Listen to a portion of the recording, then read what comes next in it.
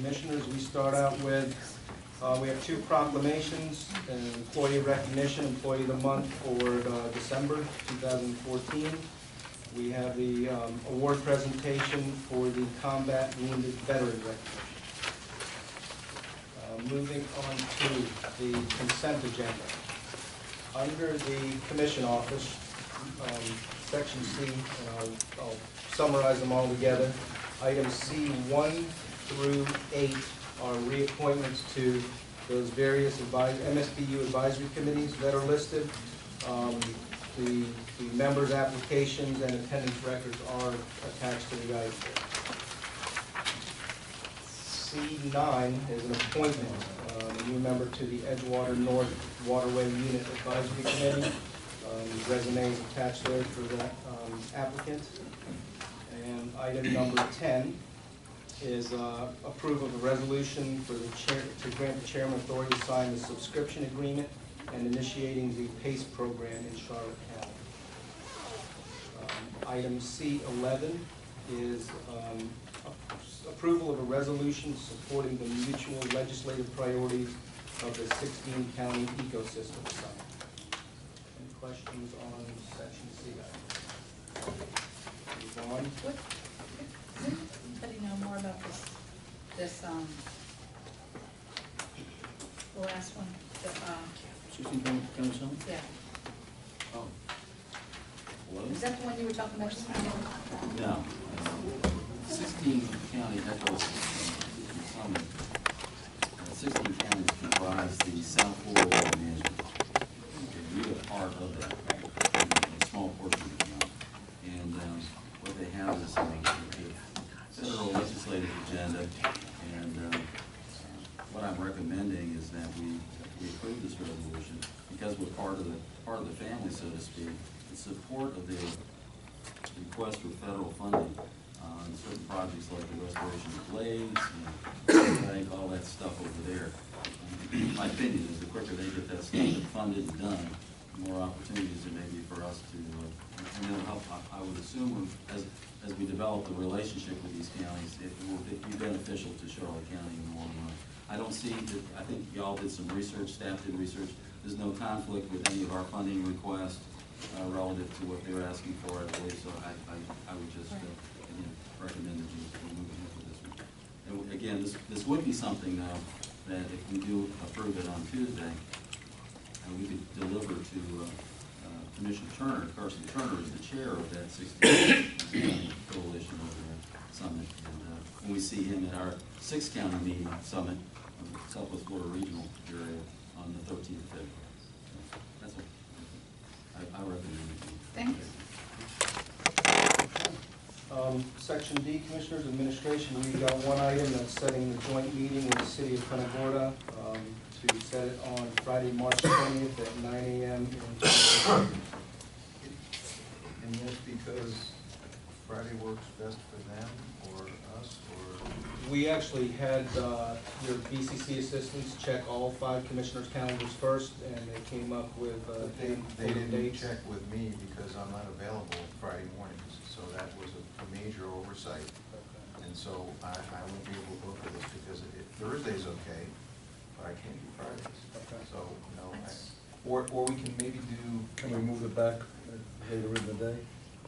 Actually, to start the process, we just have to start all over again, check calendars, check with the city, because it's, so many, when you all in the council members, it's a lot to coordinate. I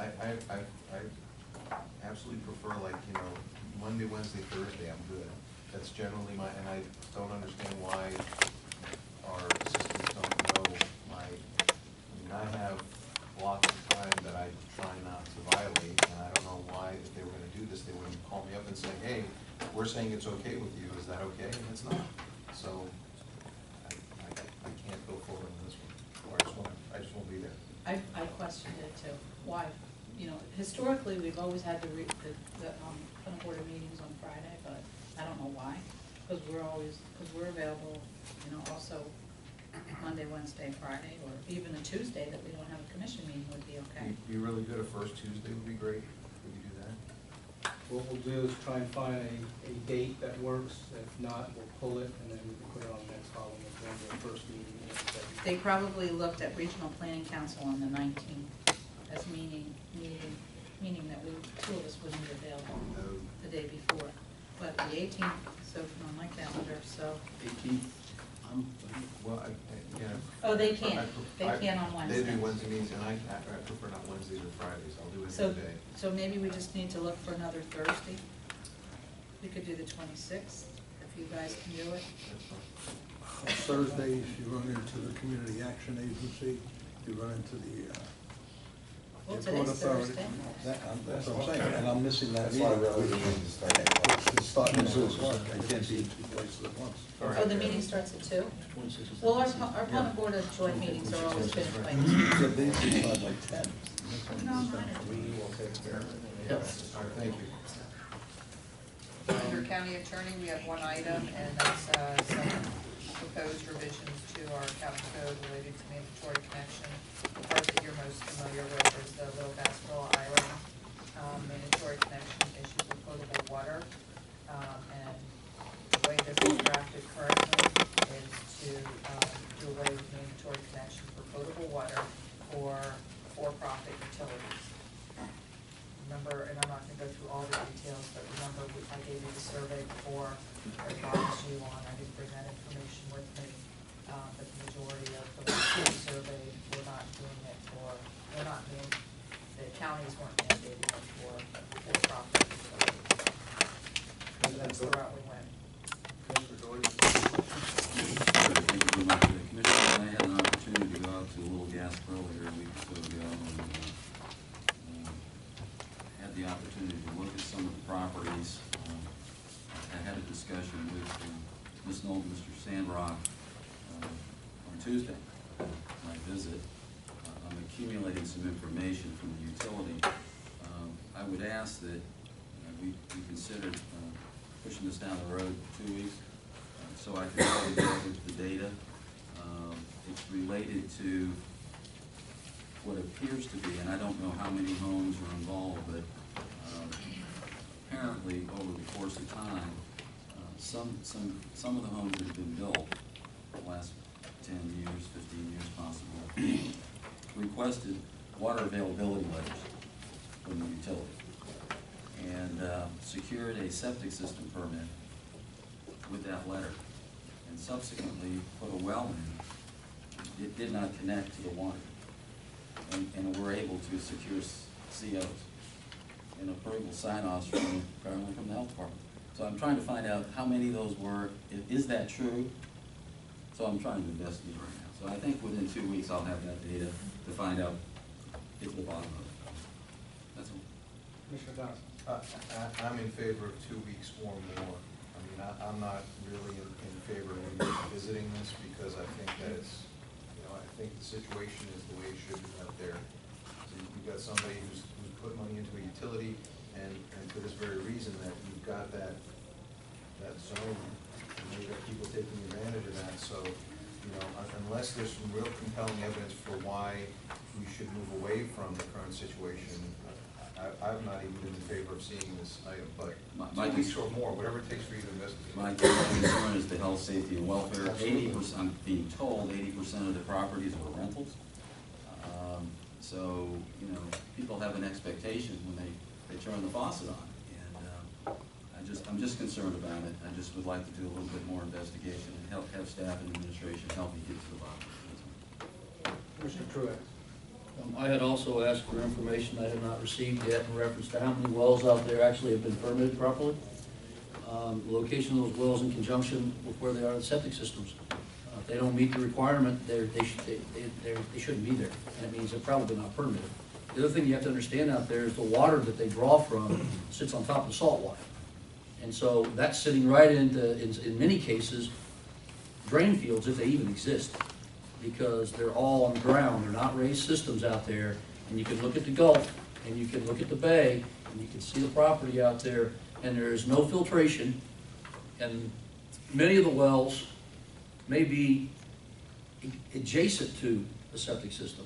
Well, that's a violation. It's a violation of state law. It doesn't meet the proper requirements for a permit.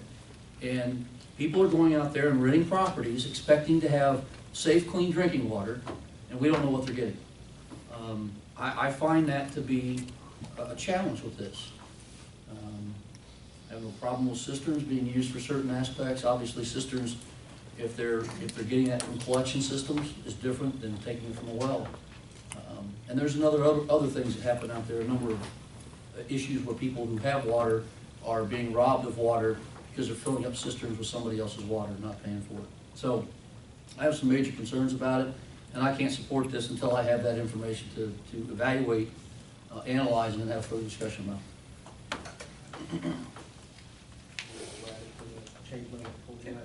I have a question.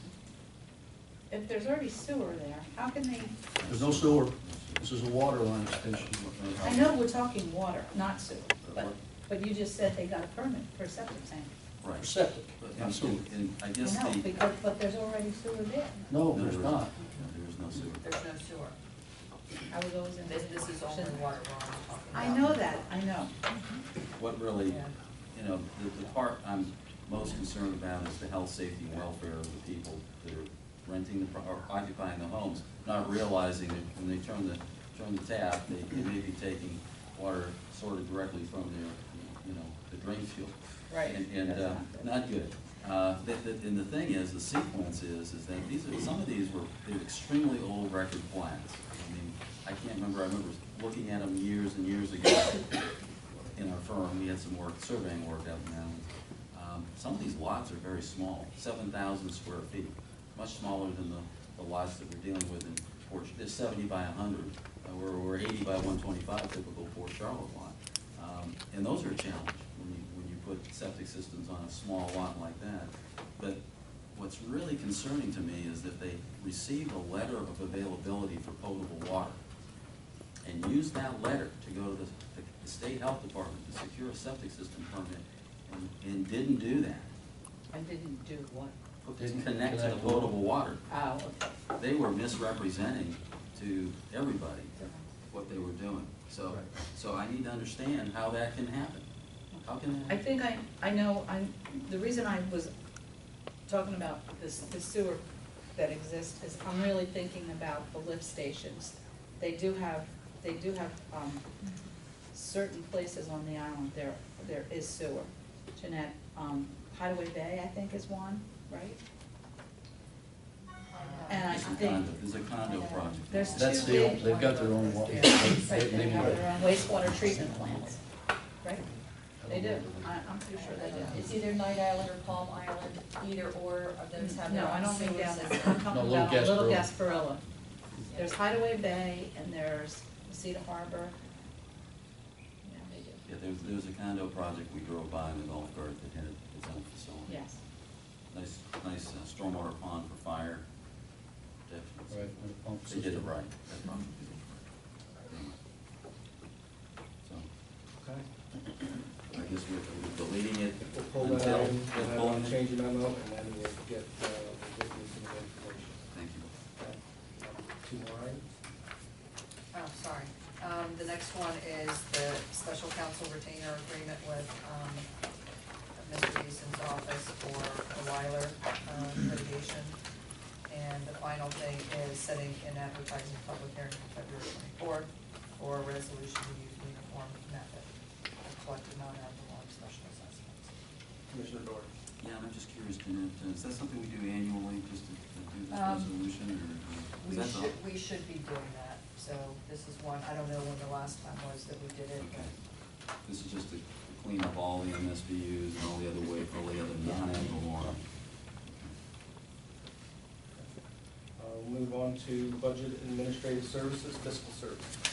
There are 6 items under here, and the first one is to approve the attached resolution and budget adjustments for the first quarter of FY 14-15. And these adjustments will impact various funds that are needed to adjust the 14-15 budget, to make changes required by the clerk to properly reflect changes made by grants, carry forwards, and update CIP projects. The second item is to approve county resolution and the annual section 5310 federal transit grant for and requesting funds in the amount of $52,500 for Sunshine Ride, and to authorize the chair to sign all necessary documents, and this does have a 50% match. The next one is also to approve county resolution and annual section 5311 federal transit grant, and requesting funds in the amount of $85,855 for Sunshine Ride and Dial Ride, and to authorize the chair to sign all necessary documents, and this one has a 50% match. The next one is to approve application for section 5339 federal transit grant, and requesting funds in the amount of $475,592 for maintenance facilities, phase 2 improvements, as listed in the CIP, and this one has no match. The next one is to request the board approval to accept award of non-matching E911 state grant to upgrade the 911 telephone system. Approved budget adjustment that goes along with this in the amount of $277,655, and authorize the chairman to sign grant-related documents. And this one has no match. The last one is request approval of adjustments to the sheriff's fiscal year 14-15 adopted budget. Any questions? Commissioner Buckley? So, are you saying that 2 and 3 do have a match, but 3, 4, and 5 do not? That's right. Commissioner, these are 4 and 5 are the ones you saw earlier in the year. They're for the capital expansion piece where the match money actually comes from FDOT, from funds that they have from forwards. Okay, thank you. Okay, on item F6, not so much related to this, they're increasing the inmate housing fees by $135,000. Exactly how are they doing that? What's specifically happening? Is it a per day that's going up, or what's the? Which No, one you Commissioner, want? this is a project we've been working on with the county IT staff. Yeah. What we're asking for is, we take in the Marshall money, the inmate welfare money. We're asking to increase that just to take that money so we can pay for our Wi-Fi project that we're doing in the jail. It's gonna help with the additions to our safety, security, and management of the inmate population. It's just, So we're just some asking of the to- funds that are coming in. We're asking to take those revenues and pay for the project. So here's something, not related to this specific thing, but just in general, since you're here and we're talking your budget. I know that 2 years ago, 3 years ago, when the price of fuel shot up and you were very negatively affected, and you had to kind of work that into your budget, and you kind of held the line, but you know, your budget's been sort of steadily increasing. Is there a way that you can come to us and present, you know, where you were, how that affected your budget, and now where you're going now? Because obviously the price of gas is it's at least 30 to 40% lower than it was a year ago, and it seems to be stabilizing around $2 a gallon. So that's a lot of extra cash. I'd like to be seeing some of that back. So I just want to see, you know, where you're at with what your expenditures are and what you think your give back is going to be based upon that. Can we get some estimates? We can look at that, but you gotta understand, each year we've been pretty good with our fiscal responsibility. We've been returning money every year. I understand that, but I think that, I mean, you do spend a significant amount of money on fuel, don't you? Oh, yes. So I just, Yeah, I get a lot of cars. would be a good thing. That's the kind of thing, though, I was just thinking exactly what Chuck Brunel said. I mean, you just returned to us, I think, $750,000 Yes, from ma'am. last year's budget, and we're already in this year's budget, so it's kind of hard to make adjustments. I think that maybe next year, if you save that much money on fuel, that will be. Well, this money we just returned to you was savings that we realized in our health care after the Oh, ordinance that's came right, through. that's right. And that was basically, came a lot from partnering with the county, with the health center. We actually have, I think it's close to about 2/3 of our personnel now go to the health center. Plus, we're in the 3rd year of our contract with Florida Blue, and our close management of our claims has helped realize some savings there too. So that's where that money had come from. So what was the amount, the total amount that you returned to us for everything? It was, I believe, $784,656, which is one of the things we're requesting back here now because we're trying to get caught up. During the recession, our vehicle fleet, we were ordering less vehicles. So right now, I have 99 cars that are out of warranty. I have 71 cars that are 2009 or greater. They're getting up in high mileage, and they're also, we're starting to spend more money with regards to maintenance. We're trying to get back onto our replacement schedule, and this will put us a little bit closer. It won't put us right on it, but if we can get this money back to order some cars, which we have a deadline of March to order cars, if we can do this, it's going to help us get closer to getting back on that rotation schedule, a steady rotation schedule. Can I ask with regard to warranty though? I mean, obviously you guys run your vehicles so consistently that you hit mileage way before you hit years. So do you have a special deal when you purchase your fleet as far as mileage? Or? Yeah, we get extended warranties on them, but you really don't want your cars going too much past 100,000 miles. We do have some that are over 120,000 miles. The trucks, as you know, trucks can last longer, so those trucks we have on our fleet, we can take those up into 120, 150. But we do get the extended warranties. Some of them will rotate out to, when they get in high mileage or something like that, we'll rotate out, we'll give them to an assignment that may necessarily not put a lot of mileage on it, like our court security or school resource, stuff of that nature. So we're good with managing our fleet. Thank you. Purchasing has one item. We have one item, and we'll be addressing on a change memo, an adjustment on here. Recommending to approve the bid for the storm debris clearing and water flow obstruction. We have a primary and a secondary. This will be from David Ward through December 31st, 2015. And this is only used in actually a disaster event. So the primary, the change memo is going to address that the primary will be a TSI only for Group A and B.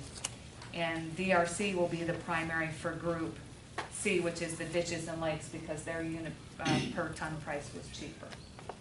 And then we're asking for authorization to approve annual renewals by county administrative approval.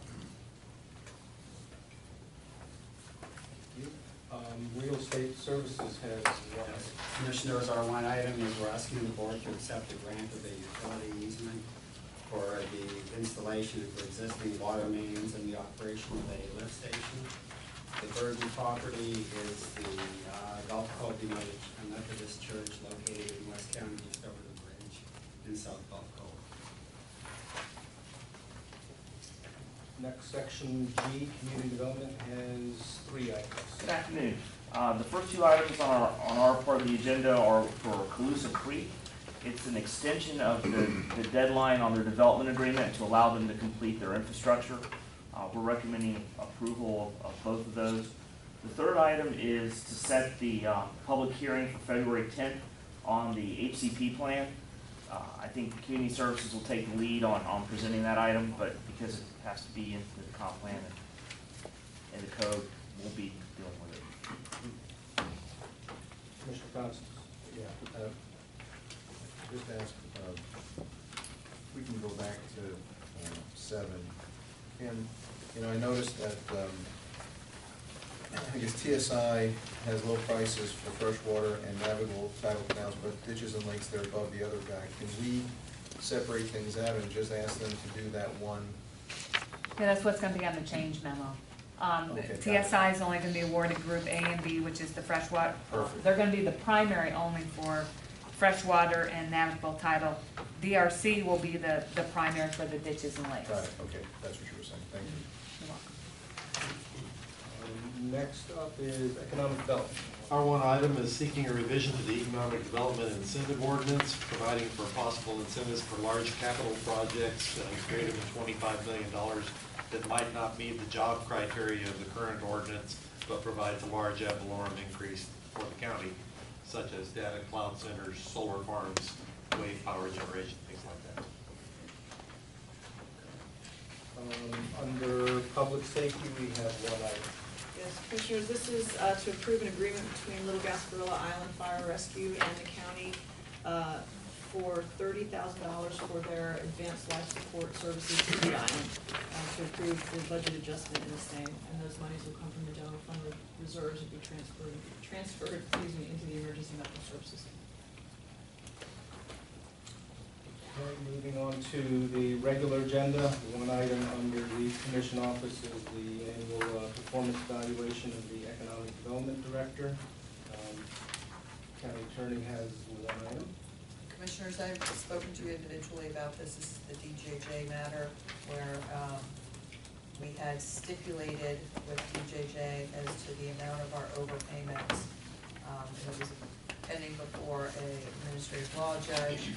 The judge withdrew his jurisdiction, turned it back over to the DJJ for them to issue a final order consistent with the stipulation that we all entered into.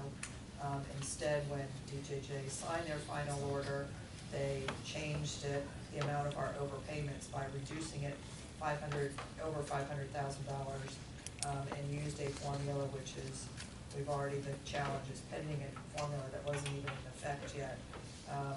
So we're recommending that you appeal that decision along with the other counties, all of the other counties.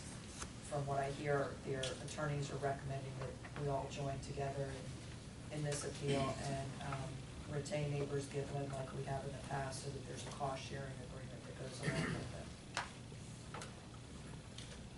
After R102 with utilities has two items. The first item is board discussion and direction on the, excuse me, Peace River Water Authority Board agenda, which will be discussed on February 4th, right here at the Charlotte County Administration Center by their board. And the second item is being brought back from the January 13th meeting to approve the 2015 Charlotte County 20-year projected water demands for submission to the Water Authority per the Master Water Supply Contract. Move on to the 10 a.m. public hearings. Yes, and the public hearing is for the board to consider and adopt 9 improved properties to be used for affordable housing. This is a statutory requirement, and this will allow us to comply with that requirement. And Public Works has a second. Good afternoon, Commissioners. This item is the public hearing to amend the Greater Port Charlotte Street and Drainage MSBU to add a single property. At 2 p.m. we have 3 land use items. The first item is legislative, and this relates back to the rezoning before Christmas for Kendall and Tracy Baird. Remember the horse? So this was one of the requirements of the rezoning, was that they have to vacate the plat. And so they're just coming in to do that, and it's on your first item.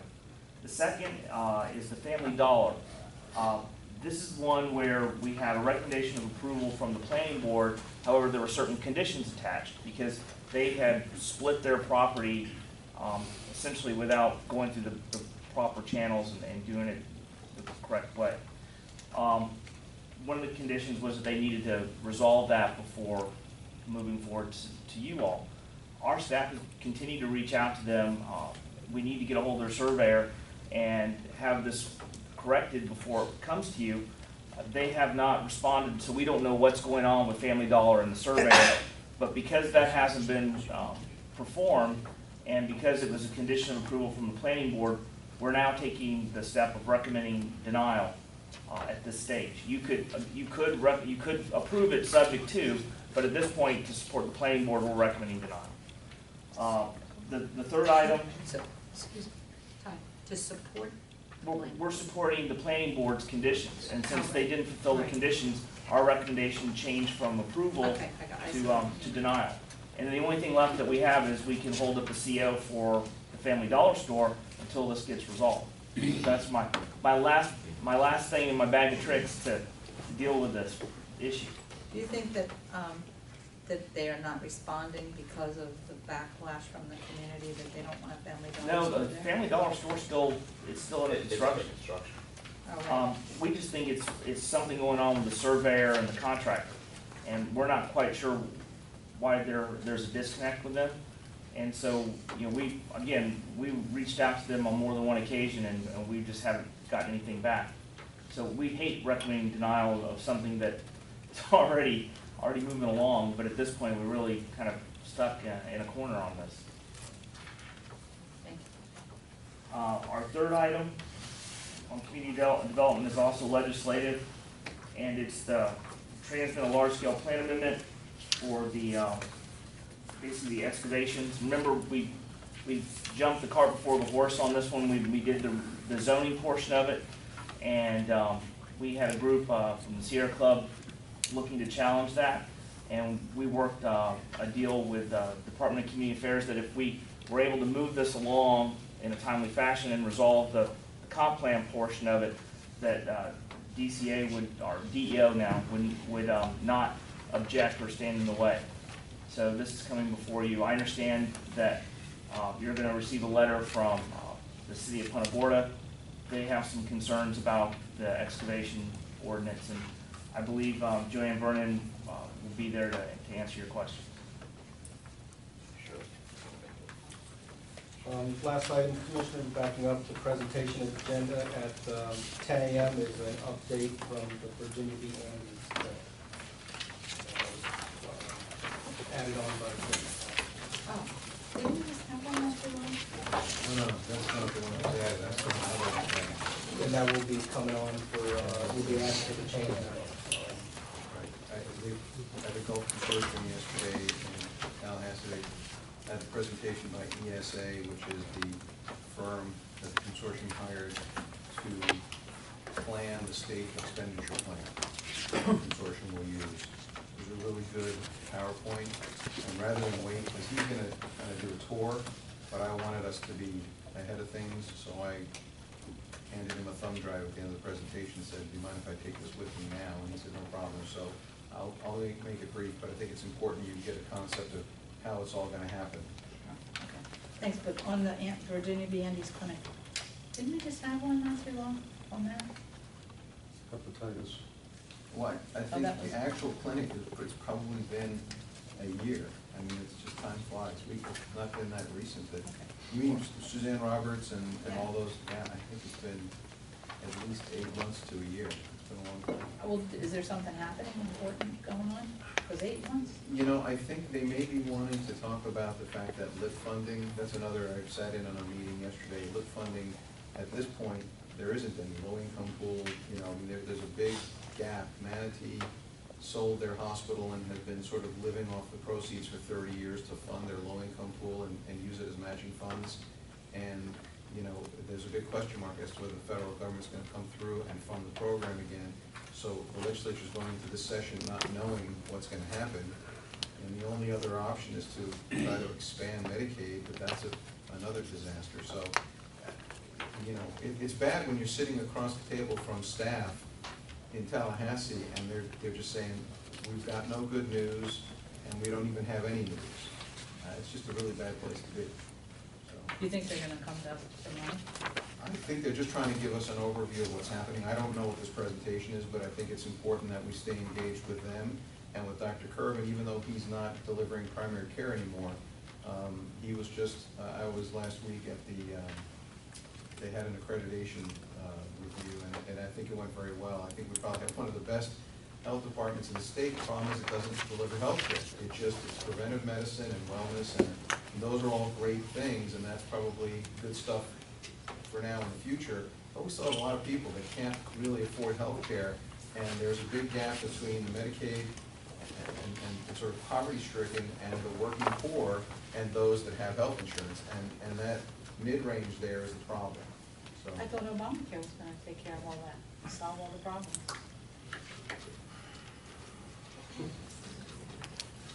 Commissioners, we'll add I'd those say you- we'll add those presentations to those items, get them posted to the web as soon as we got them.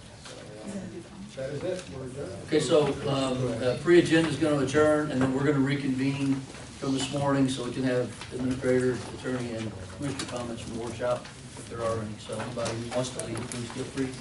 Thank you.